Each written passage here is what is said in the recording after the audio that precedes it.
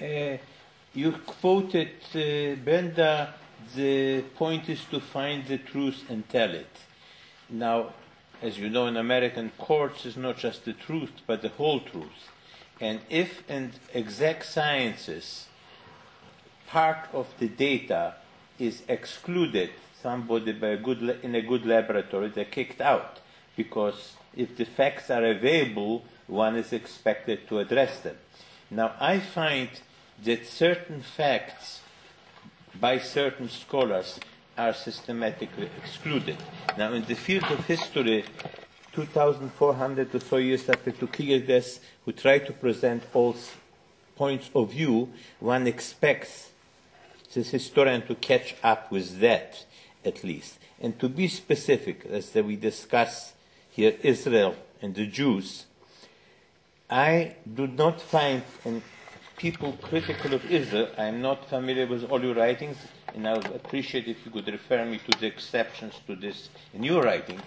I don't find certain historical facts even mentioned. They are in the public domain. You don't have to go deep to find them. You mentioned the question of binational states. I happen to have studied for several years with Martin Buber, who was one of the people, as you probably know, with the first president of Hebrew University and others who wanted binational state.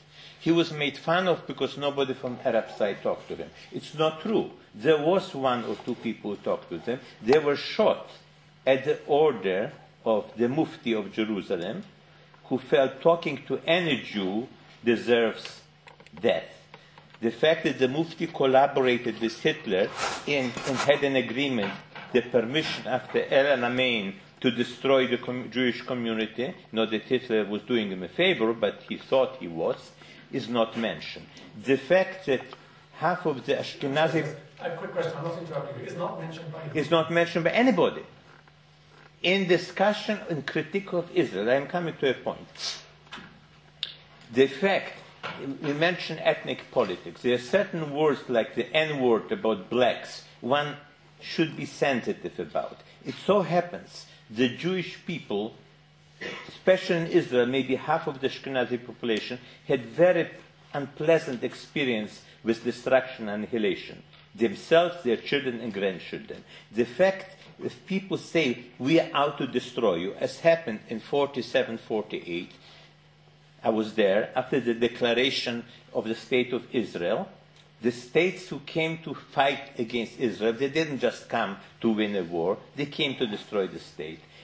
The fact that in 67, Nasser said, we'll drown the Jews in the sea, the fact that the president of Iran wants to do it now and says it openly, this is not mentioned as part of the discussion. In other words, the basic instinct of survival, which we all have as one of the, unless we are totally self-destructive masochists, we have it all. It's not taken into account in criticism of Israel. So the truth is not complete. And I wondered, do you and the people who are attacking Israel for good or bad reason mention those facts and systematically address them?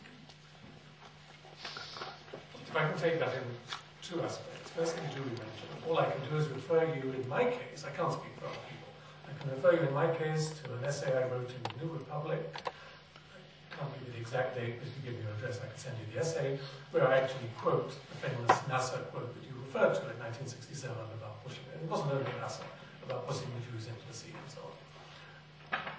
I don't think that this history is as unfamiliar as you say.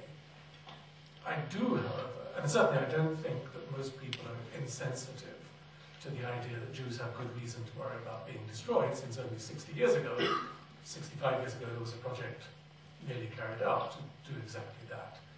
I don't believe that there is an insensitivity or silence about that. I certainly know, for example, that most of my students are well aware, and certainly most people I talk to are well aware, that you can switch on Damascus radio and hear readings from the protocols of the Elders of Zion. I don't think that some of both the rhetoric and the behavior of Arab leaders, Arab states, Arab politicians is unknown. And I don't write about it, and I don't write about those issues, so I don't qualify to say what balance of opinion is in facts are certainly not in dispute. What I write about, mostly when I write about this, which is not what I write about most of the time, is the remarkable reluctance of people in this country to talk about the other side, not that side, but the other side, the side that the gentleman sitting next to you knows is often brought up by people like Levy and Amir Haas and so on, and that is, the behavior of the only democracy in the Middle East in the territories that has occupied since 1967. That's the kind of topic. It wasn't so long ago, remember, that in an audience in New York, if you said the word occupied territories, someone would yell, stand up, boo, yell, they're not occupied, they're not territories, they're historically part of Israel, so that's anti-Semitic. Wait, that's not true. I'm sorry, but that's not true. And you mentioned me. The magazines you write for never acknowledge Arab anti-Semitism. The Nation has never acknowledged it. It's unbelievable. The New York Review of Books never mentions it. Okay. Quote me the articles. I can't continue if you're going to keep it going. I've had my say. Okay. I also write in other places where it's discussed at great length, including the New York Times.